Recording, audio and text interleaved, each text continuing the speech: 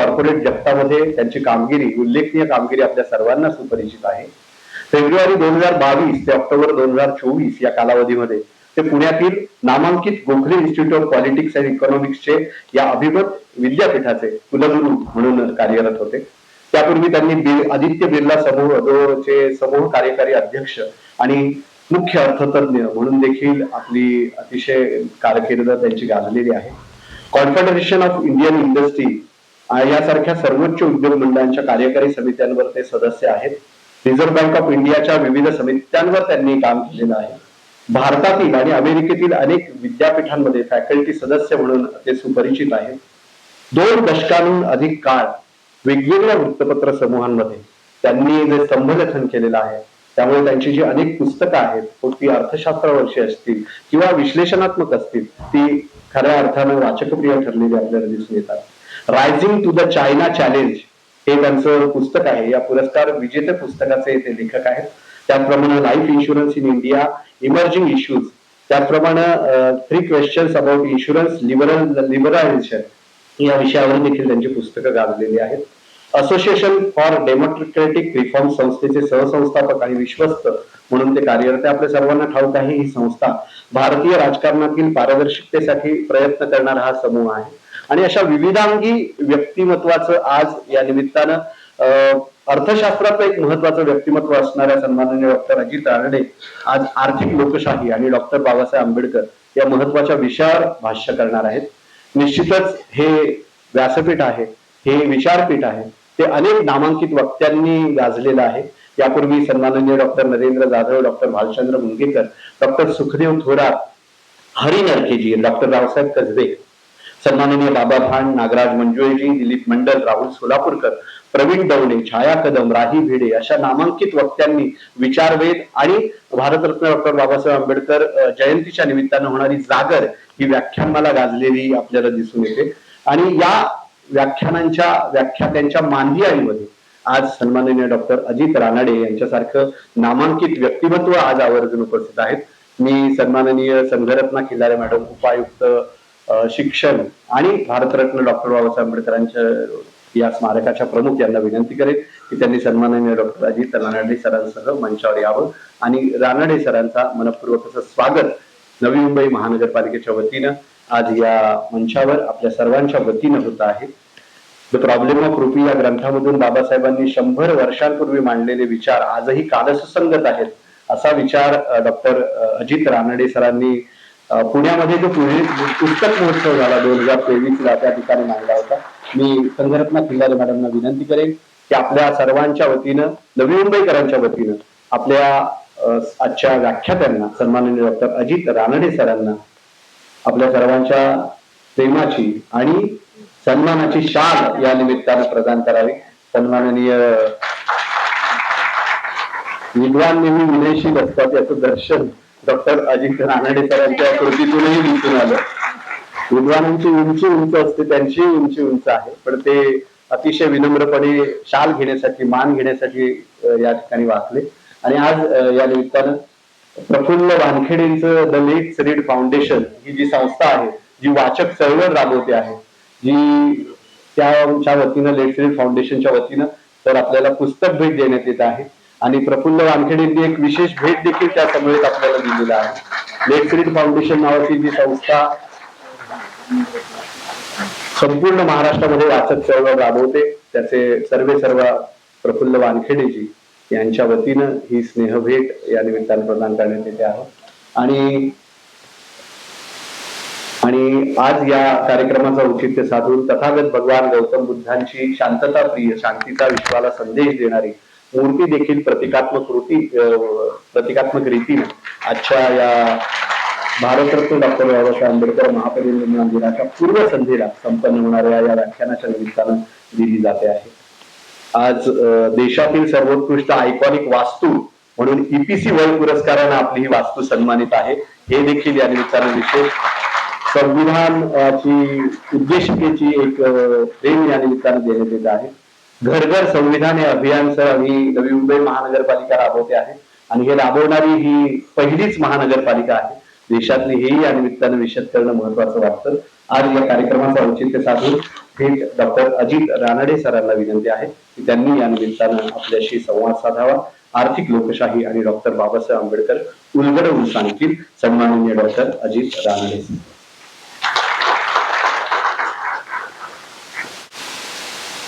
सर्वप्रथम मी सगळ्यांना अतिशय मनापासून हार्दिकपणे तुमचा नमस्कार करतो. मला इतका सन्मान, इतकं प्रेम तुम्ही दिलंय आज, म्हणजे सुरू कसं करावं हेच कळत नाही. आपले माननीय उपायुक्त मॅडम आहेत, माजी महापौर आहेत, आपण सर्वजण इथे अतिशय अभ्यासक असे मी समजतो या विषयाचे विद्यार्थी आहात, खूप जाणकार आहात. आपल्या समोर मी काही विचार मांडणं म्हणजे मला थोडंसं ते अडखळायला होत आहे की अशा मोठ्या जणू काही मोठ्या आपण मोठा सागर असतो. मी माझी एक छोटीशी बादली घेऊन आलोय साजरा करता, पण आपण एवढ्या प्रेमाने मला बोलवलं मॅडमनी, संध्या मॅडमनी पण. आणि आज या विशेष दिनी, ज्या दिवशी तुमच्या संस्थेच्या स्मारकाचं स्थापना दिन आहे, त्या निमित्ताने मला की आपण आमंत्रण केलं त्याबद्दल आपले खूप खूप आभार. आणि या सगळ्या एवढं मला इतक्या प्रेमाचे प्रतीक काय काय जे मिळालं, त्यामुळे मी अगदी मला त्याचं खूप तुमचे आभार मानायचं वाटतं. आज 5 डिसेंबर, एक साधारण 9 दिवसापूर्वी आपला संविधान दिवस झाला आणि त्याला खूप महत्व आहे. आणि उद्याचा दिवस तुम्हाला माहितीच आहे, त्याला खूप मोठं महत्व आहे. तर आजच्या संध्याकाळी मी तुमच्या समोर काही माझे विचार मांडणार आहे. आता विषय दिलेला आहे तो म्हणजे आर्थिक लोकशाही आणि बाबासाहेबांचे विचार. मला तुम्हाला म्हणजे ऍट द आउटसेटच सांगावं असं वाटतंय की आपण सर्व बाबासाहेबांच्या व्यक्तीचे, त्यांच्या चरित्राचे, त्यांच्या प्रचंड म्हणजे त्यांचा जो त्यांचं स्कॉलरशिप आहे, त्यांचं जीवन कार्य आहे, या सगळ्याचे आपण खूप सखोल अभ्यासक आहात आणि जाणकार आहात. त्यामुळे तुमच्या समोर मी काही फॅक्ट्स मांडणं, तुमच्या समोर काही ऐतिहासिक काही फॅक्ट्स मांडणं, काही म्हणजे ते मला बरोबर वाटत नाही. त्यामुळे मी माझं जे काय तुमच्यासमोर विचार मांडणार आहे, त्यामध्ये मला फॅक्च्युअल काही गोष्टी मांडायच्या फारशा त्याच्यात फार वेळ घालवणार नाही, कारण आपण सर्वच जाणकार आहात.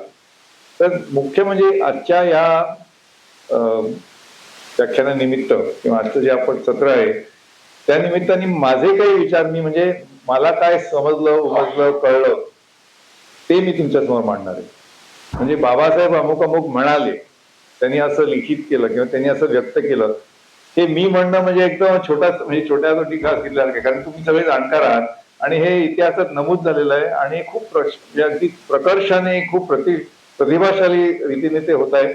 आणि जशी एक एक पिढी आपण पुढे जातो तसे विद्यार्थी त्याच्यात नवीन त्याच्यातलं खूप डीप इन्साइट त्यांना म्हणजे नुसतं भारतातच नव्हे, मी तर म्हणते जगामध्ये, विश्वामध्ये नवीन डिस्कव्हरीज होत आहेत. त्याचा आज रिलेव्हन्स कळत आहे आपल्याला. ते आजच्या काळात सुद्धा किती त्याचं अतिशय रिलेव्हंट आहे हे आपल्याला कळत आहे. तर प्रत्येकाने आपापल्या, जसं मी समजतो की एखादा असा इतका मोठा प्रतिभावंत जी व्यक्ती होऊन गेली, तो जणू काही एक नायगरा फॉल्स आहे, जो कॅनडा आणि अमेरिकेच्या बॉर्डरवर त्यांच्या सीमेवर एक मोठा फॉल्स, तुम्हाला माहिती असेल, पाण्याचा प्रचंड मोठा धबधबा, म्हणजे लाखो लिटरचं पाणी तसा एवढा मोठा. तर तिथे जाऊन कोणी तर त्याच्यातनं पाणी घ्यायचा प्रयत्न केला तर तसं काय, तशी माझी परिस्थिती आहे, अवस्था आहे की एवढा मोठं जे आपल्याकडे बाबासाहेबांचं जी देण आहे किंवा त्यांची आपल्या समोर संपत्ती त्यांनी दिलेली आहे आपल्याला ज्ञानाची, तर त्यातनं प्रत्येकाने काहीतरी विचार करून, अॅनलाइज करून, त्याचं विश्लेषण करून आपल्या आयुष्यात कशी आपल्या आयुष्यात ते रेलेव्हंट करावं आणि त्याची कशी आपल्या आचरणामध्ये किंवा आपल्या दैनंदिन जीवनामध्ये त्याचं कसं अंमलबजावणी व्हावी, हा माझा आजच्या म्हणजे माझ्या भाषणाचा हा रोख असेल. तर म्हणून मी आज असं केलंय की आर्थिक लोकशाही हा जो विषय आहे त्याच्यावर मी थोडंसं भाष्य करेन आणि ते माझे विचार असतील. त्याच्यातलं बरीचशी प्रेरणा अर्थातच बाबासाहेबांच्याच त्यांच्या लेखणीतनं त्यांच्या वाणीतनं आलेली आहे. आणि जर काही मी त्याच्यातनं चुकीचा निष्कर्ष काढला असेल तर माझीच क्षमस्व. पण मी जसं म्हणालो की चुकीचं किंवा म्हणजे चूक किंवा बरोबर हे प्रत्येकाने ठरवावं. ऍक्च्युली बाबासाहेबच म्हणाले की जोपर्यंत ते mandate is not from within, अमुक अमुक मोठी महाव्यक्ती म्हणून काहीतरी म्हणून गेली त्यांनी, त्यांची वाणी होती म्हणजे मोठा माणूस काहीतरी म्हणून गेला म्हणून तो तुम्ही ब्लाइंडली आंधळेपणे तो ऍक्सेप्ट करावा गिळावा असं त्यांचंच म्हणणं होतं की डोंट ऍक्सेप्ट इट. जोपर्यंत तुम्हाला ते पटत नाही, म्हणजे नुसतं इमोशनली असं नाही, नुसतं म्हणजे पण ते तुमच्या लॉजिकला तुमच्या बुद्धीला ते जोपर्यंत पटत नाही तोपर्यंत तुम्ही त्याचा विश्लेषण करा, त्याला जणू काही इंटरॉगेट करा. तर तसं त्या दृष्टीने आपण या विषयाकडे बघूया. तर आर्थिक लोकशाही पहिलं त्याची व्याख्या. आर्थिक आणि लोकशाही म्हणजे काय, आणि बहुतांश लोकांना काय वाटतं लोकशाही म्हणजे निवडणुका, संस्था किंवा शासन सरकार. तर म्हणजे लोकशाहीचं एक अतिशय उत्तम त्याची व्याख्या आपल्याला एका व्यक्तीने 1863 साली दिली आणि ती फक्त 9 शब्दांमध्ये दिली होती. त्यात म्हणजे ते एक फेमस त्यांचं भाषण आहे, अब्राहम लिंकन. म्हणजे what is democracy, by the people, of the people, for the people. 9 शब्दांमध्ये त्यांनी लहान मुलाला पण कळेल अशा सोप्या भाषेत त्यांनी सांगितलं लोकशाही म्हणजे काय. Government of the people, by the people, for the people. पण आपल्या आजच्या हल्लीच्या भाषेत म्हणायचं म्हणजे लोकशाही म्हणजे नुसती संस्था, नुसत्या निवडणुका, नुसतं शासन पद्धती असं नव्हे. हे तुम्हाला अभिप्रेत असेलच, पण ते परत गिरवण्याची आवश्यकता आहे की व्हॉट इज डेमोक्रेसी. आणि त्यांचे एक गुरु होते ज्यांना ते खूप मानायचे, बाबासाहेब, जॉन डुई. ते कोलंबियाला असताना, तुम्हाला माहिती आहे कोलंबियाला बाबासाहेबांकडे 2 PhDs आहेत. म्हणजे कोलंबिया युनिव्हर्सिटी आपल्या गंमत म्हणजे आपल्या एकूण चळवळीमध्ये म्हणजे स्वतंत्र चळवळीतले जे काही मोठे मोठे लीडर होऊन गेले त्यापैकी फार कमी असे आहेत ज्यांनी इंग्लंडमध्ये न जाता आधी अमेरिकेमध्ये शिक्षण घेतलं. आणि त्यामध्ये मला वाटतं बाबासाहेब असे मला वाटतं एकमेवच आहेत त्या म्हणजे त्यांनी दोन्हीकडे जाऊन शिक्षण घेतलं. पण अमेरिका हा देशच मुळी चळवळीत म्हणजे पहिली वॉर ऑफ इंडिपेंडन्स किंवा ज्याला आपण म्हणू गुलामगिरीतनं बाहेर पडलेला असं म्हणता येईल. गुलामगिरी नाही पण इंडिपेंडन्स हा 1776 साली अमेरिकेने केला, 1789 साली फ्रेंच रेव्होल्युशन झालं आणि त्यानंतर इतर क्रांत्या होत गेल्या. त्यामुळे आजच्या मॉडर्न डेमोक्रेसीमध्ये आधुनिक काळामध्ये अमेरिकेला एक विशेष स्थान आहे की त्यांनी तो जो क्रांती केली किंवा म्हणजे त्याला म्हणतात ओव्हरथ्रो द पोप आणि ओव्हरथ्रो द किंग. पोप म्हणजे धर्मगुरू, किंग म्हणजे राजा किंवा महाराजा. तर या दोन्ही संस्थांना जे उधळून लावणार म्हणजे म्हणतात ती जी क्रांती झाली ती अमेरिकेत झाली 1776 साली. आणि तिथे अमेरिकेत बाबासाहेबांनी शिक्षण घेतलं. म्हणजे आपल्या सगळ्या जे लीडर लोक होते, बरेच ज्यांनी नेतृत्व केलं आपल्या स्वातंत्र्य चळवळीमध्ये, त्याच्यात मला वाटतं बाबासाहेब असे एकमेव आहेत जे त्यांनी तिकडच्या पण फिलॉसॉफीचा, तिकडच्या एकूण विचारांचा त्यांच्यावर प्रभाव होता. आणि नंतर अर्थातच ते लंडनला, इंग्लंडला पण गेले. तर ते जॉन डुई त्यांचे 3-4 जे व्यक्ती ते नेहमी त्यांचा उल्लेख करतात त्यांच्या लेखनात. त्या जॉन डुईंचा एक महत्व आहे. तर जॉन डुई म्हणाले होते की democracy is not a way form of government, democracy is a way of life. फार महत्वाची व्याख्या आहे. म्हणजे लोकशाही ही जीवन जगण्याची पद्धती आहे. हे शासन कसं चालवावं, संस्था कशा चालवाव्यात, हे फार नॅरो त्याचं म्हणजे तशी ती व्याख्या नाही. ऍक्च्युली इट इज अ जीवन जगण्याची पद्धत. लोकशाही म्हणजे एक जीवन जगण्याची पद्धत आहे आणि त्या पद्धतीमध्ये त्याचे फाउंडेशनल व्हॅल्यूज, मूलभूत त्याचे मूल्य काय त्याची, तर मूलभूत मूल्य डेमोक्रेसीची म्हणजे अर्थातच समता, स्वातंत्र्य आणि बंधुता. हे सगळं म्हणजे बाबासाहेबांचं जे म्हणजे त्यांची स्कॉलरशिप आहे त्याच्यातनं हा हा अर्थ निघतो की समता म्हणजे आता त्याला आपण इक्वालिटी म्हणू, इक्वालिटी, फ्रॅटर्निटी आणि लिबर्टी, हे तीन मूलभूत समजले जातात. तुम्हाला माहिती असेल की हे तीन शब्द फ्रेंच क्रांतीतनं आलेले आहेत. पण मला असं वाटतं की जर मला तुम्ही विचारलं की लोकशाहीची it's a way of life आणि what is the definition of, म्हणजे अतिशय कडक त्याची लिटमस टेस्ट म्हणतात ना, ती म्हणजे काय, तर मी म्हणेन की फ्रीडम ऑफ स्पीच, स्वातंत्र्य म्हणजे अभिव्यक्ती स्वातंत्र्य किंवा फ्रीडम ही जी कॉन्सेप्ट आहे ह्याच्यामध्ये आहे. लिबर्टी जे येतं ते तीन मी सांगितलं, समता, स्वतंत्रता आणि बंधुता, फ्रॅटर्निटी. स्वातंत्र्य ते झालंय, पण ही फारच एक महत्वाचं मूल्य आहे. लोकशाही म्हणजे जगण्याची पद्धत, जीवन पद्धती आणि त्या पद्धतीचे मूळ किंवा मूल्य, foundational value are these three things. आणि माझ्या मते या तिघांमध्ये फ्रीडमला फार महत्व आहे. स्वातंत्र्य, फ्रीडम. अजून एक त्या जीवन पद्धतीतला अजून एक दुसरा प्रकार म्हणजे की म्युच्युअल रिस्पेक्ट, किंवा कुठलीही व्यक्ती दुसऱ्यापेक्षा कनिष्ठ नसावी. श्रेष्ठ कनिष्ठ आता म्हणजे कुठल्या डायमेन्शन मध्ये, त्यांच्या इन्कम, वेल्थ, वॉट. पण एक जनरल कॉन्सेप्ट मी तुमच्या समोर ठेवतो की लोकशाहीचं अजून एक मूल्य असं आहे की कुठलीही व्यक्ती दुसऱ्यापेक्षा कनिष्ठ नसावी. मला एक आठवत आहे की तुम्ही रामकृष्ण परमहंसांचं नाव ऐकलं असेल, स्वामी विवेकानंदांचे ते गुरु होते.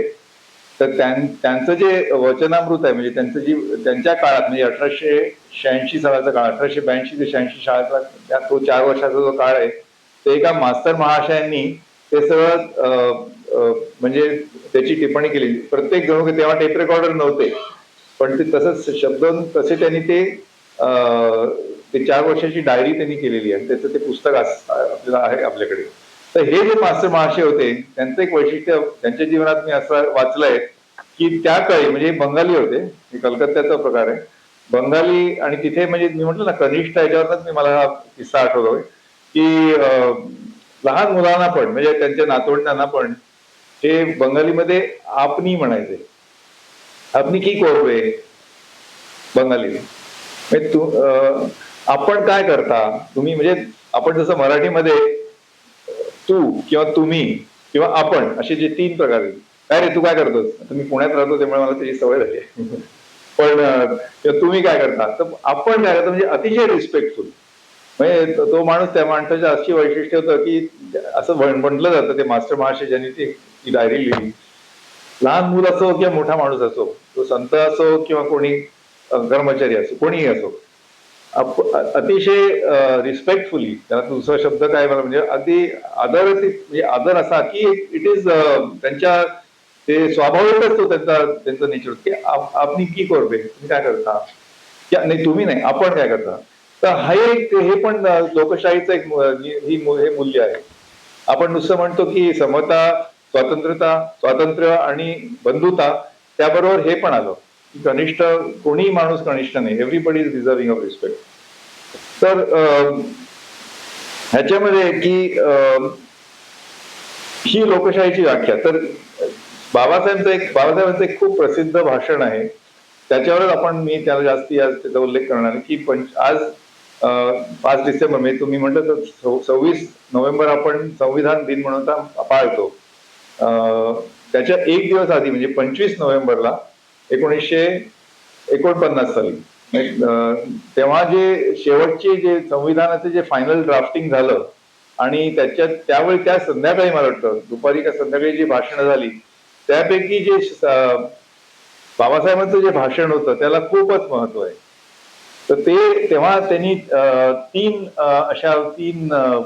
गंभीर आव्हानं केली होती, म्हणजे काय म्हणतात 3 डेंजर्स असं म्हणतील की आपल्या लोकशाही समोर किंवा आपण आता ज्या एखाद्या मंदिरात आपण शिरणार आहोत, तेव्हा त्यांनी त्या भाषणामध्ये दुसऱ्याच दिवशी 26 नोव्हेंबरला आपण फायनल ड्राफ्ट स्वीकारलं आणि बरोबर 2 महिन्यांनी आपलं प्रजातंत्राला जन्म झाला, म्हणजे 1950 साली.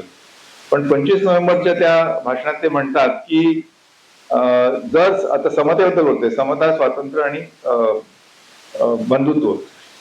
आता जर आपल्याकडे आपण जे आता पद्धती अवलंबणार आहोत की एका व्यक्तीला एक मत, ह्याला पॉलिटिकल इक्वालिटी म्हणतात, राजकीय समता.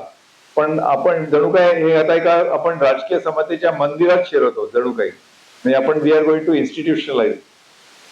पण जर राजकीय समता असेल पण सामाजिक आणि आर्थिक विषमता असेल आणि जर ती वाढत गेली तर मग ती लोकशाही पोकळ आहे, त्या लोकशाहीला काही अर्थ नाही. त्यांनी इनफॅक्ट त्याची 3 नावानं दिली होती, ती आपण नंतर बोलूया. पण तेव्हा ते म्हणाले की we are entering a life of political equality, but social आणि इकॉनॉमिक इक्वालिटी किंवा सोशल आणि इनइक्वालिटी आहे, विषमता आहे, ह्याच्यावर काहीच आपलं हे नाही, म्हणजे अजून काही निर्बंध नाही किंवा इट इज इन्क्रीजिंग. आता तुम्ही विचार करा, हे 49 सालचं विधान आहे. ते असं म्हणाले की जर तुम्ही ह्याच्यावर तुमची आपने उसके ऊपर निगाह नहीं रखी, अगर उसके ऊपर आपने मतलब जर तुम्ही त्याच्यावर लक्ष नाही ठेवलं, जर त्याच्याकडे तुम्ही दुर्लक्ष केलं, तर ज्या लोकांनी हे मोठं प्रजातंत्र आपण जे फाउंडेशन केलेलं आहे ते सबंध उद्ध्वस्त होईल. It will glow up the very Edifice. त्याचं जे फाउंडेशन आहे हेच सगळं उद्ध्वस्त होईल. असं जणू काही त्यांनी म्हणजे भाकीत नव्हतं केलं, पण अशी एक वॉर्निंग दिली होती. Political equality without social and economic equality corresponding is a recipe for disaster. आता तुम्ही विचार करा की हे 49 साली हे विधान केलं गेलं होतं. पहिला जे नक्षलबारी मुवमेंट झाली बंगालमध्ये, बंगाल बिहारच्या, ती 67 साली झाली, म्हणजे 20 वर्षांनी झाली जवळजवळ. आणि तुम्हाला माहिती आहे त्यानंतरचा काळ काय, म्हणजे नक्षलवाद किंवा नक्षलवादाचे काही प्रॉब्लेम्स आहेत ते आजपर्यंत आपल्या अजून ते सुटलेले नाहीयेत. पण बाबासाहेबांनी हे भाकीत 20 वर्षापूर्वी केलं होतं की आता तो आपला आजचा विषय नाहीये, पण जे नक्षलवादी जे ही झाल्या, म्हणजे ज्याला आता हल्ली आपण लेफ्ट विंग टेररिझम वगैरे म्हणतो, आतंकवाद म्हणतो. पण मला असं आठवतंय की हे 67 साली हे सुरू झालं आणि मग ते इतर राज्यांमध्ये, इतर जिल्ह्यांमध्ये पसरत गेलं. आणि एवढंच की जवळजवळ 25-30 वर्षानंतर, जवळजवळ 30 वर्षानंतर जेव्हा चंद्रबाबू नायडू आंध्र प्रदेशचे मुख्यमंत्री होते, तेव्हा पहिल्यांदा एका मुख्यमंत्र्यांनी जाहीरपणे म्हटलं की naxalism is not purely a law and order problem. म्हणजे हा आपल्या सुव्यवस्थेचा, म्हणजे ज्याला इलिगल आपण म्हणतो की हा जो आपल्या समोर जो प्रॉब्लेम आहे हा लॉ अँड ऑर्डरचा नव्हे पण सोशो इकॉनॉमिक आहे. म्हणजे ह्याचं मूळ कुठेतरी नुसतं लॉ अँड ऑर्डर आणि आतंकवाद नसून त्याच्यामध्ये कुठेतरी त्याच्या फाउंडेशनला सामाजिक आणि आर्थिक कारणं पण आहेत. हे एका मुख्यमंत्र्यांनी जाहीरपणे जवळजवळ 30 वर्षानंतर विधान केलंय. तोपर्यंत त्याला ते जे म्हणतात ना की त्याला तो दर्जा किंवा त्याला ते प्रॉपर ट्रीटमेंट दिली गेली नव्हती. पण जर आपण मागे वळून बघितलं, बाबासाहेबांनी हेच सांगितलं होतं ना की जर तुम्ही राजकीय तुम्ही एकीकडे तुमच्या लोकशाहीमध्ये राजकीय समता आणताय, पण दुसरीकडे आर्थिक आणि सामाजिक जर विषमता होतीये, तर हे कुठेतरी त्याचा स्फोट होणार आहे, हे त्यांनी सांगितलं. म्हणजे आणि ही आता परिस्थिती फक्त भारतात नव्हे, ही सबंध जगात आहे. जिथे जिथे तुम्हाला डिस्टर्बन्स किंवा काही त्यात दिसत आहेत, कितीतरी आता हिंसाचार म्हणा, आंदोलनं किंवा व्हॉट एव्हर मुवमेंट्स, त्याचं कुठेतरी त्याचं मूळ इनइक्वालिटीमध्ये आहे, विषमते, वाढती विषमता. तो लोकशाही कॅनॉट एक्झिस्ट, आर्थिक लोकशाही जे आपण म्हणतोय, economic democracy without some kind of equality is not possible. थोडक्यात म्हणजे आजच्या आता विषय जो आहे आर्थिक लोकशाही, तर मला तुमच्या समोर असा हा मुख्य एक विचार मांडायचा की economic democracy requires some notion of equality. म्हणजे समता म्हणजे नॉट कम्प्लीट इक्वालिटी. मला वाटतं विषमता ही स्वाभाविकच असते कुठल्याही औद्योगिक म्हणजे अर्थव्यवस्थेमध्ये. आता तुम्ही बघता की काही विद्यार्थी कुठल्याही वर्गामध्ये काही विद्यार्थ्यांना पहिला नंबर मिळतो, काही विद्यार्थ्यांना जास्ती मार्क मिळतात, काही विद्यार्थ्यांना कमी मार्क मिळतात. मग जास्ती मार्क मिळणारे जे त्यांना चांगल्या कॉलेजमध्ये ऍडमिशन मिळते, मग त्यांना सॉफ्टवेअर कंपनीमध्ये कदाचित नोकरी मिळते किंवा डॉक्टर होतात. मग त्यांची भरभराट होते, त्यांचा पगार किंवा त्यांची मिळकत अगदी झपाट्याने पुढे जाते. आणि जे बाकीचे आपले बॅकबेंचर असतात, म्हणजे मी आज बॅकबेंचर असायचो पूर्वी, त्यांना काहीतरी ढकलून एखादी नोकरी मिळते, पण त्यांची पण वृद्धी होत असते. त्यांना पण पगार, त्यांना पण नोकरी मिळते, पण त्यांचा पगार 5-10% दरवर्षी वाढतो. त्यांची संपत्ती मग तुम्ही स्टॉक मार्केटमध्ये थोडे गुंतवतात, पण त्यांचाच जो वर्गमित्र असतो किंवा असते ते झपाट्याने पुढे जातात. मग कोणीतरी उद्योजक होतं, कोणी. तर ही आपल्या म्हणजे जी आपण जी भांडवलशाही म्हणतो कॅपिटलिझम, ही त्याचं स्वाभाविकच आहे. औद्योगिकरण म्हणा किंवा अर्थव्यवस्थेची वृद्धी म्हणा, त्याच्यात ही होणारच. ती पुढचे जे घोडे असतात ते रेसमध्ये पुढेच जाणार आणि त्यांच्या झपाट्याने पुढे जाण्यामुळे त्यांच्या इनोव्हेशन ही उद्योजक लोक नोकऱ्या निर्माण करतात, इतर लोकांना नोकऱ्या मिळतात. मग अर्थव्यवस्थेचा म्हणजे एक्सपॅन्ड होते, वृद्धी होते, त्याचा आपल्या गती वाढते आणि त्या गती वाढण्यामध्येच पुढे आणि मागे त्यांचं अंतर वाढत जातात. पुढे जाणारी लोक जी असतात ती झपाट्याने पुढे जातात, मागे राहणारे लोक पण पुढे जातात, पण हळू गतीने जात असतात. म्हणजे असं नाही की ते म्हणतात ना की गरीब माणूस अजून गरिबीत जातो आणि श्रीमंत माणूस अजून श्रीमंत होतो. तसं नाही म्हणत मी. श्रीमंत माणूस वेगाने श्रीमंतीकडे जातो आणि जो मागे राहिलेला माणूस त्याची संपत्ती हळूहळू मुंगीच्या गतीने वाढते. आता आपण ज्या गेल्याच आठवड्यात आपण वाचलं की भारताची अर्थव्यवस्था गेल्या क्वार्टरमध्ये म्हणजे जुलै, ऑगस्ट, सप्टेंबर या त्रिमासिक जो ग्रोथ रेट असतो त्याच्यामध्ये 8.2% म्हणजे जवळजवळ 8%च्या पेक्षा जास्ती गती, म्हणजे जगात म्हणजे जगाच्या तुलनेमध्ये भारताची अर्थव्यवस्था झपाट्याने पुढे जाते. पण 8% हा जो वेग आहे किंवा वृद्धीचा ग्रोथ रेट आहे, त्याच्यामध्ये काही जर आपल्याकडे जर आपण बघितलं की 140 कोटी लोक राहतात, काही लोकांची संपत्ती 20% वाढते दरवर्षी, काही लोकांची 1% वाढते की 2%, सगळ्यांची वाढते जणू काही. आणि मग त्याची सरासरी म्हणजे 8%. आपलं जीडीपी जर रेट आहे ती सरासरी रेट आहे. पण त्यामध्ये अशी लोक जी पुढे जास्ती वेगाने जात आहेत, काही लोक हळू जात आहेत. म्हणूनच सांगायचं की औद्योगिकरण असो, आर्थिक प्रगती असो, त्याच्यामध्ये विषमता वाढणारच. तो विषमता पर से इज नॉट द प्रॉब्लेम. पण त्याला मी जणू काही औद्योगिकरणाचा तो एक साईड इफेक्ट आहे. विषमता वाढणं हा एक साईड इफेक्ट आहे, तो होणारच आहे. पण तो किती पत्करावा म्हणजे त्याला पण एक लिमिट आहे. जर विषमता जणू काही, जसं आपण पॉल्युशन म्हणतो, प्रदूषण जे असतं हवेमध्ये किंवा पाण्याचं प्रदूषण, तुम्ही जर अशा शहरामध्ये राहत असाल तर तुम्हाला ॲक्वागार्ड वापरावाच लागतो. नुसतं नळाचं पाणी तुम्हाला ते काहीतरी फिल्टर लावावंच लागतं. म्हणजे शहरातल्या पाणी, तुम्ही गावात जर राहत असला, अजून अशी काही खेडेगाव असतील की तिथं नुसतं झऱ्यातलं पाणी तुम्ही पिऊ शकता. उत्तराखंड, हिमाचल किंवा कुठे अरुणाचलला गेला तर तिथे पण अशी काही खेडेगाव असतील की झऱ्याचं पाणी पिऊ शकता, त्यात काही केमिकल नाही, काही नाही. पण बऱ्याच ठिकाणी जिथे आता शहरीकरण झालेलं आहे तिथे तुम्हाला माहिती आहे की पाण्याला आता फिल्टर लावावंच लागतं. त्याचप्रमाणे हवेचं आता प्रदूषण आपण ऐकतोय, दिल्लीमध्ये ऐकतोय, मुंबईत पण आता. त्यामुळे हे औद्योगिकरण किंवा शहरीकरणाचा एक अनिवार्य किंवा अपरिहार्य साईड इफेक्ट आहे. पण ठराविक लेवलच्या जर तो पलीकडे गेला तर आपण मग त्याच्यावर काही निर्बंध आणतो, त्याच्यावर काही कंट्रोल आणतो. मी फॉर एक्झाम्पल एखादी फॅक्टरी असेल MIDC मध्ये, तर त्यांचं जर काही जे एमिशन असतात त्याच्यावर त्यांना ते स्क्रबर लावायला लागतात. आपल्याला माहिती इकडे तळोजा जवळपास ज्या फॅक्टऱ्या होत्या पूर्वी, त्यांना मग कंपल्सरी महाराष्ट्र पोल्युशन बोर्ड आहे, त्यांचे काही निर्बंध असतात, त्यांचे कायदे नवीन येतात. त्याचा अर्थ असा की या प्रदूषणाला याच्या लिमिटच्या पलीकडे तर तुम्ही जाऊ शकत नाही. आता काहीतरी तुम्ही ते ट्रीटमेंट केलीच पाहिजे. जर तुम्ही पाणी सांडपाणी किंवा तुमचं इंडस्ट्रियल वेस्ट तुम्ही पाणी नदीमध्ये तुमचं जात असेल तर ते ट्रीटमेंट केल्याशिवाय तुम्ही त्याचं ते एफ्लुएंट पाठवू शकत नाही. म्हणजेच काय की प्रदूषणाला पण एक लिमिट असते. एवढं प्रदूषण आम्हाला कबूल आहे एवढं आम्ही स्वीकारू शकतो, पण त्याच्या पलीकडे हे हानिकारक आहे. झिरो प्रदूषण झिरो होऊ शकत नाही.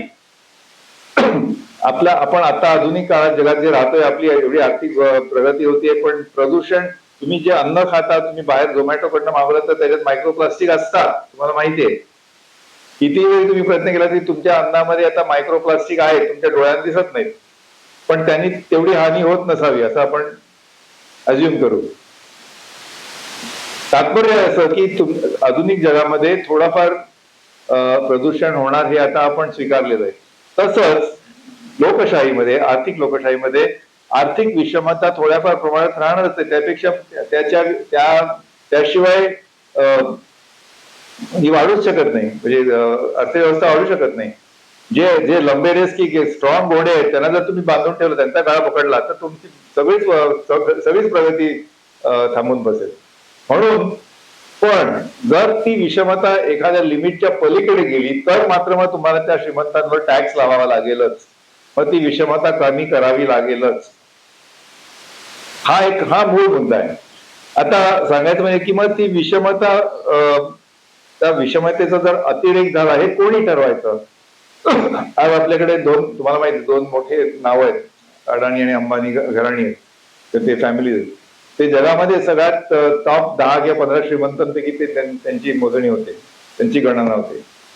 म्हणजे एकीकडे आपल्याला अभिमान वाटला पाहिजे की आपल्या देशातनं म्हणजे काय म्हणतात विकसनशील राष्ट्र असून, इकॉनॉमी असून इतकी प्रचंड प्रमाणात त्यांनी संपत्ती त्यांच्याकडे आहे. ठीक आहे, पण ऍट व्हॉट लेवल की त्यांच्यावर मग टॅक्स, जे श्रीमंत आहेत त्यांच्यावर टॅक्स कर बसला पाहिजे आणि त्याचं रिडिस्ट्रिब्युशन झालं पाहिजे. हे कोणी ठरवायचं की श्रीमंती किंवा विषमतेचा अतिरेक झाला, हे कोणी ठरवायचं? तर या प्रश्नाचा अर्थशास्त्रामध्ये उत्तर नाही.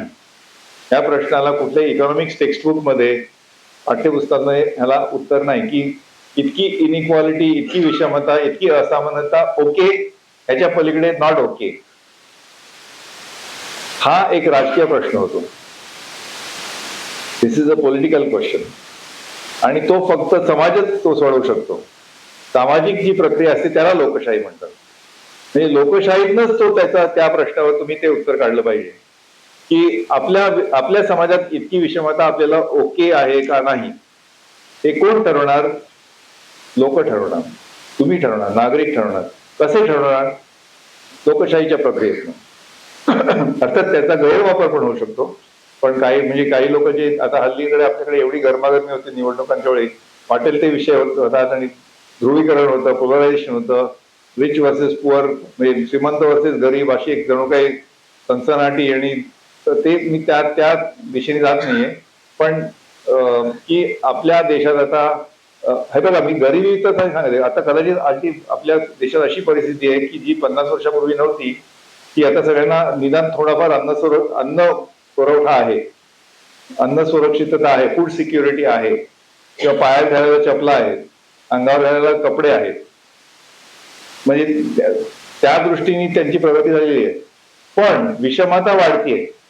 पूर्वीच्या काळाच्या तुलनेत आता विषमता खूप वाढलेली आहे, आणि ती विषमता आम्हाला स्वीकार नाही किंवा स्वीकार आहे हे तुम्ही ठरवायचं.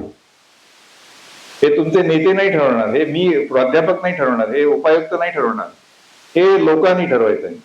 तर हे बाबासाहेबांची जी वॉर्निंग होती, मी 3 वॉर्निंग पैकी जे पहिलं मी सांगितलं की ही जी लोकशाही आहे, जर एकीकडे तुम्ही राजकीय लोकशाहीचा अगदी हायेस्ट, म्हणजे भारत हा एकमेव राष्ट्र आहे आधुनिक जगामध्ये ज्यांनी 1 मॅन 1 पर्सन 1 वोट, मग तो श्रीमंत असो, गरीब असो, हिंदू असो, मुसलमान असो, कुठल्याही जातीचा असो, महिला असो, पुरुष असो, प्रत्येकाला एक मत. This is the principle of political equality, राजकीय समता, इक्वालिटी. हे जे आपण तत्व स्वीकारलेलं आहे, अवलंबलेलं आहे.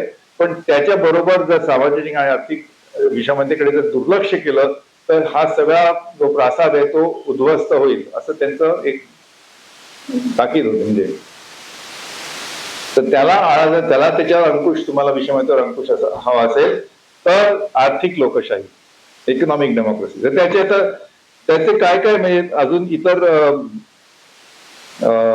अजून त्याचे काय पैलू आहेत आर्थिक लोकशाही. पण याच्या व्यतिरिक्त मला तुम्हाला अजून एक छोटीशी गोष्ट सांगायची, थोडासा वेगळा विषय आहे की एकीकडे मी सांगितलं की इक्वालिटी, फ्रॅटर्निटी आणि लिबर्टी म्हणजे स्वातंत्र्य, समता आणि बंधुत्व. आणि चौथी गोष्ट म्हणजे कोणीही कनिष्ठ नव्हे.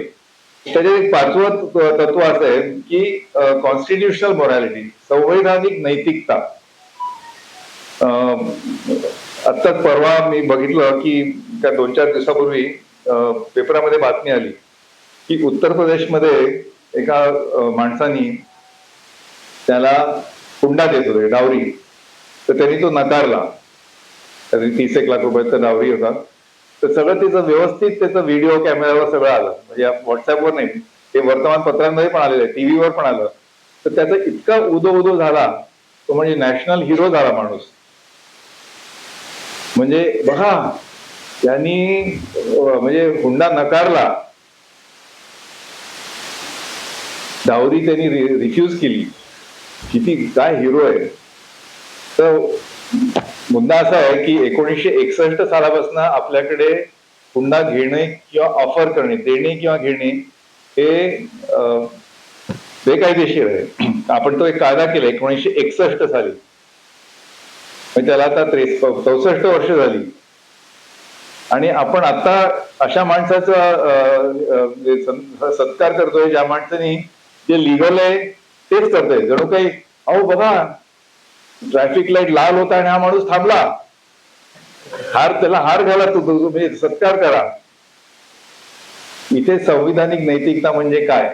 तर लोक काय म्हणतात की हुंड्याचं जे प्रमाण आहे, म्हणजे हुंडा देणं किंवा घेणे इतकं वाईड स्प्रेड आहे आत्ताच्या काळात.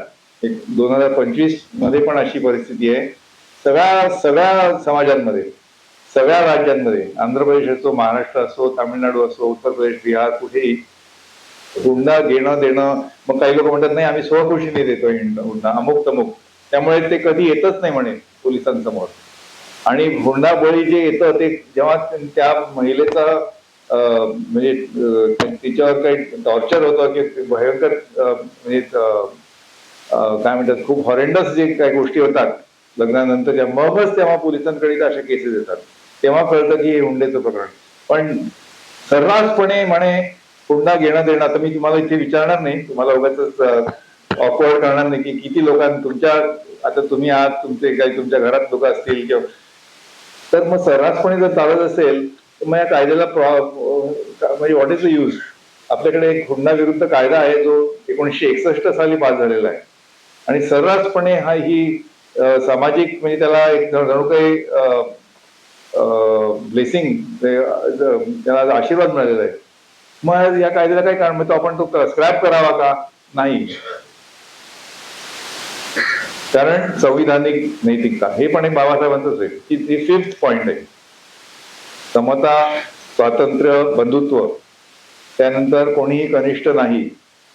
नेक्स्ट इज संविधानिक नैतिकता. हा जो प्रश्न आहे की हुंडा ही जी एक काय सोशल कस्टम आहे, रूढी होत्या पूर्वीच्या, ही बेकायदेशीर आहे आणि ती आपल्या समाजाला हानिकारक आहे, किंवा ही आपण ते आपल्या समाजात घालून लावली पाहिजे. हा कायदा पहिल्यांदा आला, कारण त्या कायद्याला त्याचा निकष कुठला होता, तर संवैधानिक नैतिकता. It is constitutional morality. Taking and giving of dowry is immoral, अनैतिक किंवा इमॉरल आहे. हे मी जर तुम्हाला म्हटलं तर तुम्हाला नाही, पण रूढी आमच्या आहेत अशा अमुक तमुक. नाही, पण त्या रूढींच्याही वर एक कॉन्स्टिट्युशनल मोरॅलिटी असते. आणि त्या बाबासाहेबांचं एक मोठं वाक्य आहे की भारतीय समाजामध्ये, आता मी थोडाफार तो वादाचा विषय आहे त्यामुळे मी फक्त नमूद करतो आणि पटकन पुढे जातो. ते म्हणाले की भारताच्या मातीमध्ये किंवा भारताच्या समाजात कॉन्स्टिट्युशनल मोरॅलिटी, संवैधानिक नैतिकता ही ऍक्च्युली रुजलेली नाही, ती खोलवर रुजलेली नाही. आणि ती आपल्याला ती पेरून त्याची मशागत करायला लागणार आहे. We have to cultivate it. Constitutional morality has to be cultivated. हे त्यांचं फार मोठं वाक्य आहे आणि तो पण एक वेगळा विषय होऊ शकेल म्हणजे व्याख्यानात की आहे का नाही आणि जर नसली तर त्याची कशी कल्टिवेट करायची. पण हा पण एक आर्थिक लोकशाहीचा प्रकार आहे की कॉन्स्टिट्युशनल मोरॅलिटी. तर आपण पुढे जाऊया की तर ही जर आर्थिक लोकशाही आपल्याला जर आणायची असेल, मी तुम्हाला सांगितलं की याला मेन काय आहे की जी आर्थिक विषमता आहे ती कमी करणे. आणि ह्याचा अर्थ काय की सगळ्या श्रीमंतांना भरपूर टॅक्स लावा आणि तो तिकडे ट्रान्सफर करा असं नाही. तर बेसिकली की आपल्याकडे ज्या बेसिक्स ज्या आहेत ज्याला म्हणतात इकॉनॉमिक्स मध्ये अर्थशास्त्रात त्याला पब्लिक गुड्स म्हणतात. म्हणजे उदाहरणार्थ प्रदूषण की स्वच्छ हवा, स्वच्छ पाणी किंवा चांगले रस्ते, मूलभूत काही ह्या इन्फ्रास्ट्रक्चर, ह्या सगळ्या गोष्टींना पब्लिक गुड्स म्हणतात. तर आर्थिक लोकशाही म्हणजे सगळ्यांना या अर्थव्यवस्थेमध्ये सहभागी होण्याची संधी.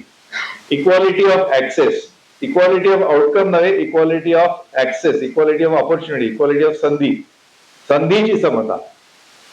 तर ती ती जर सगळ्यांना मिळाली, तुम्ही मगाशी म्हणाल की तुम्ही एकाच वर्गात सगळे विद्यार्थी बसतात, काही बॅक बेंचवर असतात, काही पुढे, पण प्रत्येक विद्यार्थ्याला तीच शिक्षिका असते, तोच शिक्षक असतो, तोच पाठ्यपुस्तक, तेच करिक्युलम असतं, त्याच परीक्षा असतात आणि त्याच्यातनं जाऊन मग काही लोक पुढे येतात. पण निदान त्या सगळ्यांना ती संधी तर मिळाली. आता तुम्ही असं म्हणाल की काही जे असे समाजातले असे वर्ग असतात की त्यांना चांगल्या शाळांमध्ये ऍडमिशनच मिळत नाही आणि आपल्याकडे चांगल्या शाळा खूप आता कमी झाल्यात, त्याचा तुटवडा आहे. मग तो तिथे आपण लक्ष केंद्रित केलं पाहिजे की असं का. मी तुम्हाला सांगतो की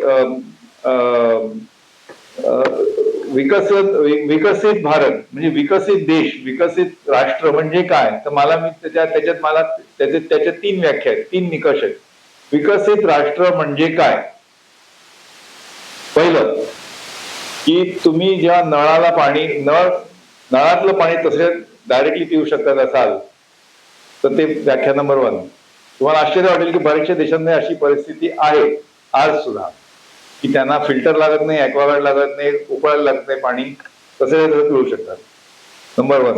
नंबर 2 म्हणजे की कुठल्याही पालक, कुठलेही म्हणजे आई वडील आपल्या मुलाला चांगल्या शाळेत घालायचा त्यांचा अगदी आटोकाट प्रयत्न असतो. तर जेव्हा अशा राष्ट्रामध्ये, अशा समाजामध्ये की सगळ्यात जवळची जी म्युन्सिपल शाळा आहे, म्युन्सिपालिटीची शाळा आहे, नगरपालिकेची असो किंवा ग्रामपंचायतीची, सगळ्यात जवळची चालत जाऊ शकतं मूल, त्या शाळेमध्ये मला माझ्या मुलाला घालायचंय असं त्यांना अगदी आतून वाटतं. म्हणजे त्यांचा प्रेफरन्स आहे की सगळ्यात जवळची शाळा ही आपल्या मुलाकरता सगळ्यात श्रेष्ठ. हा सगळं निकष नंबर 2. तुम्हाला आश्चर्य वाटेल की बऱ्याचशा देशांमध्ये ही परिस्थिती आहे. फिनलंड असो, कोरिया असो, जपान असो, फ्रान्स असो. तर पहिला निकष पिण्याच्या पाणीचा, दुसरा निकष शाळेचा. आपल्याकडे असा परिस्थिती अशी आहे की काही करून नको बुवा. आता आपल्या उपयुक्त इथे आहे त्यामुळे मी म्हणणं थोडंसं डेंजर आहे, पण तुम्हाला माहिती आहे की बरीच लोक प्रयत्न करतात की आपल्या मुलांनी म्युन्सिपलच्या शाळेत जाऊ नये. असं का, तो एक. आणि तिसरा निकष म्हणजे अशा देशाला, अशा राष्ट्राला आपण विकसित म्हणू असं नव्हे की जिथे गरीब माणसाला पण कार परवडते, मोटर गाडी परवडते. उलट जेव्हा श्रीमंत माणूस पण मेट्रो किंवा रेल्वेने, लोकलने जाण्याचा प्रिफर करतो, त्याला आपण विकसित म्हणू. हे 3 निकष आहेत. पिण्याचं पाणी, म्युन्सिपालिटीची शाळा आणि पब्लिक ट्रान्सपोर्ट वापरणे, बस असो, ट्रेन असो. तर हा अगदी सोपा. जेव्हा आपण त्या स्टेजला पोहोचू तेव्हा मी त्या विकसित राष्ट्र असं म्हणेन. आपल्याला बरंच दूर जायचं आहे. तर सांगायचं म्हणजे की आता आर्थिक विषमता जर कमी करायची असेल तर आर्थिक लोकशाहीमध्ये ही कशी कमी करावी. तर हे संधी मी तुम्हाला सांगितलं की समता इज नॉट अबाउट आउटकम, समता इज अबाउट इनपुट. म्हणजे संधीची समता. चांगल्या शाळेमध्ये किंवा चांगलं प्राथमिक शिक्षण मिळावं, सगळ्या शाळांची क्वालिटी, दर्जा वाढवावा. आणि आपल्या देशामध्ये आर्थिक लोकशाहीला का गरज आहे. म्हणजे अशी मी तुम्हाला सांगितलं विषमता ही जी आहे ही सातत्याने आहे आणि वाढत का जाते. तर त्याचं कारण असं आहे की ही शतकाहून शतके म्हणजे खूप सदियों से ये चल रहा है, सेंचुरीज. आणि जिथे तुमचं जी संपत्ती आहे किंवा जमीन, लँड होल्डिंग किंवा संपत्ती ज्याचे भांडवल, त्याचं असं एक ते एकवटलं जात आहे, म्हणजे ज्याचं कॉन्सन्ट्रेशन वाढत आहे. आता आपण बऱ्याचशा देशांमध्ये बघतोय की टॉप 1% जी लोक आहेत त्यांच्याकडे जवळजवळ 50% संपत्ती आहे. देशाची 50% संपत्ती 1% वर्गामध्ये आहे. म्हणून ते आर्थिक लोकशाहीला ह्या आजच्या विषयाला महत्व आहे की ही आता विषमता आउट ऑफ कंट्रोल गेलेली आहे. म्हणजे आता काय म्हणतात, it is beyond acceptation, beyond limit. तर ही परिस्थिती आहे. म्हणून ते बाबासाहेबांचं जे आहे की का ह्याला आता आज गरज आहे आर्थिक लोकशाहीकडे लक्ष देणं. आणि त्याच्यामध्ये हे पण आहे की बऱ्या समाजातला खूप मोठा वर्ग आहे जो म्हणजे चांगल्या शिक्षणापासून कम्प्लिटली वंचित आहे. तुम्हाला आश्चर्य वाटेल की ऑफिशियल म्हणजे गव्हर्नमेंट डेटा प्रमाणे वय वर्ष 22 ते 29 या वयोगटामध्ये जी लोक कॉलेज डिग्री वाली आहेत, म्हणजे ज्यांच्याकडे एक कॉलेज डिग्री आहे किंवा डिप्लोमा असेल, 22 ते 29 या वयोगटात पुरुष आणि महिला म्हणजे मुलं आणि मुली मिळून त्यांच्यामध्ये बेरोजगारीचं प्रमाण 33% आहे. 30 का 33% आहे. म्हणजे हा एक खूपच विलक्षण डेटा आहे स्टॅटिस्टिक. आणि ऍट द सेम टाइम मोठ्या मोठ्या कंपन्या आहेत, L&T असो, रिलायन्स असो किंवा गव्हर्नमेंट, त्या लोकांना मिळत नाहीत लोक चांगली स्किल जे त्यांना जे कौशल्य लागतं, जे स्किल्स लागतात, त्या लोकांना म्हणतात आम्हाला लोक मिळत नाहीत. म्हणजे एकीकडे बेरोजगारी, दुसरीकडे लोकांचा तुटवडा, स्किल लोकांचा. याचा अर्थ काय? तुम्हाला माहिती आहे की बऱ्याचशा कंपन्यांना हल्ली मिळत नाही चांगला कार्पेट, वेल्डर मिळत नाही, चांगली लोक मिळत नाहीत, म्हणजे स्किल्ड. तर एकीकडे गव्हर्नमेंट म्हणतंय, शासन म्हणतंय 33% इथे बेरोजगारी आहे. ही संबंध देश पातळीवर, म्हणजे काही राज्यांमध्ये जास्ती पण असेल. आणि दुसरीकडे आपण म्हणतोय की कंपन्यांना चांगली कुशल जे त्यांना हवेत ते मिळत नाहीयेत. याचा अर्थ काय? याचा अर्थ असा की जे आपल्या उच्च शिक्षण पद्धतीनं जी मुलं बाहेर पडत आहेत डिग्री घेऊन, डिप्लोमा घेऊन, दे आर नॉट एम्प्लॉयबल.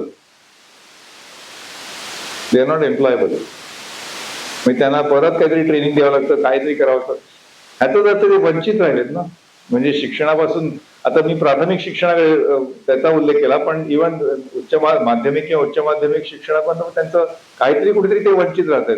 मग काही बरीचशी मुलं 3-4 वर्ष UPSC परीक्षा देतात, ते भूकंपट्टी करतात, 3-4 खूप अटेम्प्ट करतात. आई वडील काहीतरी 50,000 रुपये पाठवतात, कुठे एक खोली किंवा एक कुठेतरी शेअरिंग मध्ये जेवण खाण्याचा खर्च निघतो आणि दिवसभर 12 तास 15 तास नुसता अभ्यास चालू असतो, म्हणजे नुसतं काय घोकंपट्टी.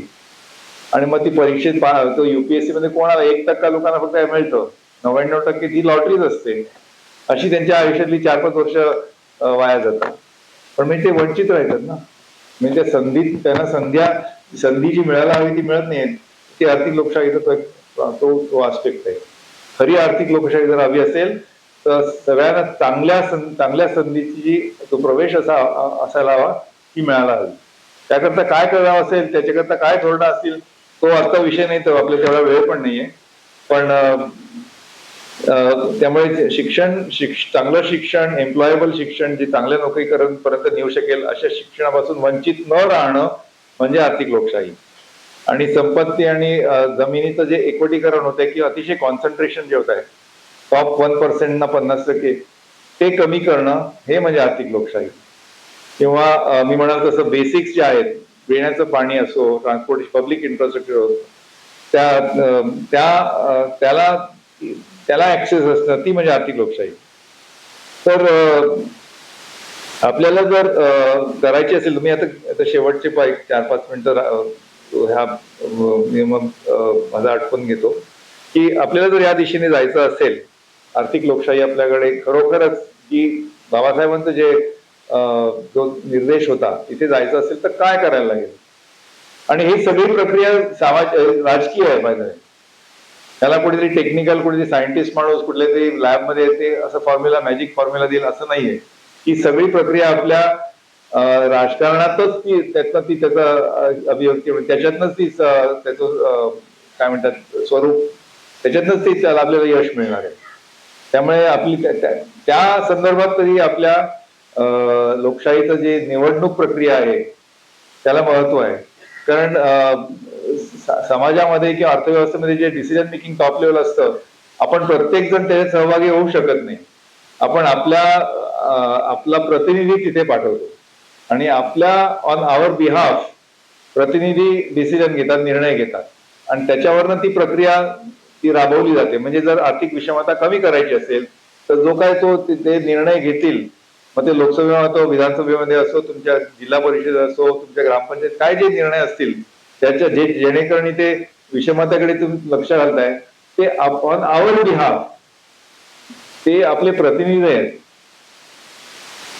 तर म्हणजे कंपनीच्या भाषेत म्हणायचं म्हणजे तुमच्या काही लोक असे तुमच्याकडे कंपनीचे शेअर असतील, काही आपण कंपन्यांचे शेअर विकत घेतो आणि ती कंपनीला त्याचे चांगले प्रॉफिट येतात, तेव्हा आपल्याला त्याच्यातनं डिव्हिडंड मिळतो. पण जर ती कंपनीचे जे मॅनेजमेंट लोक असतात, मॅनेजर असो, चीफ मॅनेजिंग डायरेक्टर असो, जर त्यांनी काही भानगड केली तर आपण त्यांना बदलतो. तसंच आहे की आपला समाज किंवा आपली अर्थव्यवस्था किंवा आपली लोकशाही म्हणजे एक मोठी कंपनी आहे. आपण त्याचे शेअर होल्डर आहोत, म्हणजे आपण मालक आहोत आणि आपल्या वतीने ही लोक कंपनी चालवत आहेत. ते हे प्रतिनिधी आपल्या वतीने म्हणजे ऑन आवर बिहाफ. तर जर ती आर्थिक लोकशाही जर भक्कम किंवा त्याचं सक्षम करायची असेल तर काय काय करावं लागेल, तर व्हेरी क्विकली एक म्हणजे शैक्षणिक क्रांती. म्हणजे मी तसं म्हणाल की प्रत्येक पालकाला जेव्हा असं वाटेल की माझं मूल किंवा माझा मुलगा, माझी मुलगी त्या सगळ्यात जवळची जी म्युन्सिपालिटीची शाळा आहे किंवा ग्रामपंचायती शाळा, त्या शाळेत माझ्या मुलांनी जावं असं मला खरोखरच वाटतं. My preference is for the nearest school. जेव्हा ते होईल ती खरी क्रांती, ते खरं विकसित राष्ट्र. हे नंबर 1. नंबर 2 म्हणजे जमीन सुधारणा. आपल्याकडे आता एक फार मोठा विषय आहे की जमिनीचे जे एवढे तुकडे झालेले आहेत. म्हणजे आपल्या देशात मी असं ऐकलं की जो स्मॉल अँड मार्जिन म्हणजे शेतकरी असतात तर जवळजवळ 14 कोटी तुकडे आहेत आणि त्याचं असं एकवटीकरण, त्याचं land market is not functioning. पण जमीन सुधारणेचा फार आपल्याकडे आपली गरज आहे, त्याच्यातनं थोडीशी विषमता कमी होऊ शकते. तिसरं म्हणजे कामगारांचे हक्क. आता आपण बघतो की आता ओला उबर वगैरे चालवतात. मध्यंतरी काय झालं की ओला उबर लोकांनी संप केला की आम्हाला फार पिळवणूक होते आमची, आम्ही 18 तास नोकरी करतो, म्हणजे गाडी चालवतो आणि काय एवढा घाम पळून जेमतेम आमचे काहीतरी दिवसाला 1000 रुपये मिळतात, म्हणजे महिन्याला 30,000 रुपये, त्यातला अर्धा त्या हप्त्यामध्ये जातो, 15,000 रुपये EMI मध्ये जातात. त्यामुळे आमचं काहीच उरत नाही आणि सुरुवातीला सगळं छान होतं. पण आता सगळी एवढी पिळवणूक होतीये म्हणून ते ट्रान्सपोर्ट कमिशनरकडे गेले, RTO कडे, म्हणजे बांद्रापूरला. तर तेव्हा ट्रान्सपोर्ट कमिशनर म्हणाले, अहो मी तुम्हाला काय सांगू, मी तुमची काही मदत करू शकत नाही. का बरं? तुम्ही ते कालीपिलीवाली जी टॅक्सी आहे त्यांच्याकडे बिल्ला असतो, त्याच्यावर आम्ही नियंत्रण असतं. पण तुम्ही ओला उबरवाले तुम्ही उद्योजक आहात, तुम्ही बिझनेस चालवताय, तुमची पार्टनरशिप त्या ओला कंपनीशी किंवा उबर कंपनीशी आहे, त्यांना जाऊन तुम्ही भेटा. तेव्हा त्यांच्या डोक्यात प्रकाश पडला, अरे बापरे, म्हणजे आपल्याला कोणीच नाही तारक. म्हणून ते नवीन कायदे आले. आता जो 1-2 आठवड्यापूर्वी जो नवीन ते कामगारांविषयक जे नवीन कायदे आले की जे ओला उबर ज्याला गिग इकॉनॉमी म्हणतात, तुमचा तो झोमॅटोवाला असो किंवा तुमच्या घरी तो काय जो आणून देतो गोष्टी किंवा ओला उबर, हे सगळ्या लोकांना आपल्या देशात आता लाखो लोक असे आहेत गिग त्याला म्हणतात सेल्फ एम्प्लॉईड. म्हणजे ते कोणाचे कर्मचारी नाहीत, ते बिझनेसमॅन आहेत, ते स्वतः उद्योजक आहेत, पण जणू काही त्यांची कर्मचाऱ्यांसारखीच अवस्था आहे. म्हणून त्यांना पण आपण हक्क आता दिलेले आहेत. त्यामुळे एक तिसरा म्हणजे शैक्षणिक क्रांती, जमीन सुधारणा आणि कामगार हक्क, की कामगारांना काहीतरी प्रोटेक्शन असावं. तर जे आपण आता गिग इकॉनॉमीच्या लोकांना पण ते आता दिलेलं आहे. आणि शेवटी सामाजिक सुरक्षा, सोशल सिक्युरिटीला म्हणतात, की जे एल्डरली आहेत, म्हणजे वृद्ध लोकांकरता किंवा जे बेरोजगारी आहे. बऱ्याच देशांमध्ये बेरोजगारीचा भत्ता असतो, अनएम्प्लॉयमेंट इन्शुरन्स, कारण तुमचा तो काळ फक्त 5-6 महिन्याकरताच असतो. सारख्या नोकऱ्या म्हणजे त्याचं चर्निंग होत असतं आणि बऱ्याच नोकऱ्या लोकांच्या जात असतात किंवा नवीन नोकऱ्या निर्माण होत असतात. तर त्याच्यामधला जो काळ असतो त्याच्यामध्ये तुम्हाला जे मिळतं त्याला अनएम्प्लॉयमेंटचा भत्ता म्हणतात किंवा अनएम्प्लॉयमेंट इन्शुरन्स. तर बेरोजगारांकरता जे वृद्ध आहेत, पेन्शन आहे, जे अपंग म्हणजे ज्यांना दिव्यांग म्हणतो आपण, ह्या सगळ्या सामाजिक सुरक्षा सगळ्यांकरता आणि प्रत्येकाला ठराविक वयानंतर 65 नंतर सगळ्यांना एक सबस्टॅन्शियल पेन्शन. तर हे जेव्हा आपण साध्य करू तेव्हाच खरोखर आपण आपल्याला म्हणू शकू की आर्थिक लोकशाही आपण आणली आपल्या देशात. तर आर्थिक लोकशाहीचे परत मी जस्ट एक हे करतो म्हणजे समराईज करतो. एक म्हणजे आर्थिक लोकशाही ही लोकशाहीचे जे निकष आहेत समता, स्वातंत्र्य आणि बंधुत्व आणि कोणीही कनिष्ठ नसणे आणि कॉन्स्टिट्यूशनल म्हणजे संविधानिक नैतिकता, कॉन्स्टिट्यूशनल मोरॅलिटी, हे लोकशाहीची तत्व आहेत, फाउंडेशनल मूल्य. आणि आर्थिक लोकशाहीमध्ये आपल्याला असं हवं की जी संधी मिळते, जी विषमता जी सामाजिक अर्थव्यवस्थेत असते ती साधारणपणे स्वाभाविकपणे ती वाढतच जाणार आहे. जसं जसं देशाची भरभराट होत तसं ती वाढतच जाणार आहे. तर त्याला प्रदूषण म्हणून मानून ठराविक ते जेव्हा अतिरेक होईल त्याच्यावर एक अंकुश येणं आवश्यक आहे. आणि ते अंकुश आणण्याकरता आपल्याला काय काय करावं लागेल. एक म्हणजे आपल्या एक शिक्षणामध्ये क्रांती झाली पाहिजे की मी तुम्हाला म्हटलं त्याचा माझा निकष असा आहे की जेव्हा प्रत्येक पालक सगळ्यात जवळची जी म्युन्सिपाल्टीची शाळा पत्करेल नाही, आवर्जून त्याच्यावर आग्रह करेल, हा पहिला निकष. नंतर मी जसं म्हणाल की जी लोक बेरोजगारी आहे त्यांना भत्ता मिळेल किंवा जमीन सुधारणा आणि सामाजिक सुरक्षा. सो हे आपण जेव्हा साध्य करू मग खरोखरच आपल्या देशात आर्थिक लोकशाही असं मी समजेल. तर बाबासाहेबांचे शेवटी मी म्हणतो की बाबासाहेबांचे भारत असे असावे जिथे कोणतेही मूल शिक्षणापासून वंचित राहणार नाही, प्राथमिक शिक्षण, जिथे स्त्रियांना आर्थिक व सामाजिक संधी समान मिळेल. आपल्या देशात पाहिजे आहे की फिमेल पार्टिसिपेशन रेट जो म्हणतो, आपलं जे वर्कफोर्स आहे जितके कामगार वर्ग जो म्हणतो आपण त्याला, तो जवळजवळ एक समजा आपण समजूया की एक 60-70 कोटी असेल. जी लोक वयोगट 15 ते 64 या वयाकडे, त्यामधले अर्धे महिला आणि अर्धे पुरुष असतात. तर महिलांमध्ये अशी परिस्थिती आहे की फक्त 20% महिला, 20 ते 22% महिलांना पेड नोकऱ्या असतात. कामं सगळ्या महिला करतात, घरी करतात, कुठे अनपेड नोकरी करतात. तर ही परिस्थिती कशी होईल. आणि पुरुषांमध्ये त्यांच्यामध्ये जवळजवळ 65, 70, 80% असेल. तर महिलांचं जेव्हा ती संधी, आर्थिक संधी सेम पातळीवर येईल, तर तो बाबासाहेबांचं असं मत होतं की कुठलंही मूल शिक्षणातून वंचित राहता कामा नये, चांगलं हाय क्वालिटी एज्युकेशन. दुसरं म्हणजे स्त्रियांना आर्थिक व सामाजिक संधी समान मिळाली पाहिजे, पेड, सेम कामाला सेम पगार आणि सेम संधी. तिसरं म्हणजे ऑफकोर्स दारिद्र्य, ते आपण तो आपल्याला माहितीच आहे की दारिद्र्यामुळे अधिकार अपूर्ण राहता कामा नयेत, आपल्याला जे अधिकार आहेत. आणि फायनली की संपत्तीचे एकवटीकरण म्हणजे कॉन्सन्ट्रेशन ऑफ वेल्थ, ह्याला कुठेतरी एक अंकुश असावा. आणि तो किती असावा ते तुमच्या जबाबदारी आहे. तो काही देशांमध्ये काही देशांमधले विषमतेचं प्रमाण X असेल, काही देशांमध्ये Y असेल. त्याला काही फॉर्म्युला नाही, ते समाजानेच ठरवायचं, ते लोकशाहीमध्ये लोकच ठरवणार. ठीक आहे, मग मी इथेच तुम्हाला म्हणजे हे विचार इथे मी मांडून माझं व्याख्यान आटोपतो की आर्थिक लोकशाही ही बाबासाहेबांच्या म्हणजे ऑफकोर्स मी जसं म्हणालो की लोकशाही ही व्यवस्था नव्हे, ही संस्था नव्हे, ही शासन नव्हे, ही एक जगण्याची पद्धत आहे. ते त्यांच्या गुरुंनी पण सांगितलं आणि त्यांनी स्वतः पण सांगितलं. आणि त्याची काही मूलभूत त्याची मूल्य आहेत. आणि त्यामध्ये जी आर्थिक लोकशाही त्याला आपण म्हणतो, ती जर आपण ह्याच्याकडे लक्ष नाही दिलं, त्यांनी 1949 साली जे भाकीत केलं होतं की जर तुम्ही एकीकडे आपल्या व्यवस्थेत राजकीय तुम्ही समतेकडे वाटचाल करताय आणि दुसरीकडे ह्याच्याकडे दुर्लक्ष करताय, सामाजिक आणि आर्थिक विषमता जी वाढत चालली आहे, तर हे कुठेतरी याचा स्फोट होणार. तर ते जर तुम्हाला तसं व्हायचं न ते करायचं नाही, त्याच्यावर तुम्हाला कंट्रोल हवा असेल तर ह्या 4-5 गोष्टी आपल्याला करायला हव्यात आणि ते करण्याकरता आपणच सक्षम आहोत. म्हणजे आपण, प्रजा ही प्रभू आहे. बाय द वे, ते म्हणतात ना, एक फेलिक्स फ्रँकफर्टर नावाचा अमेरिकन जज होता, त्यांचं एक फेमस विधान आहे की the highest office in the country, the highest office is that of being a citizen. नागरिकत्व किंवा नागरिक हा सगळ्यात हायेस्ट ऑफिसर असतो. ही पदवी म्हणजे तलाठी नव्हे, आयुक्त नव्हे किंवा चीफ मिनिस्टर नव्हे, पंतप्रधान नव्हे.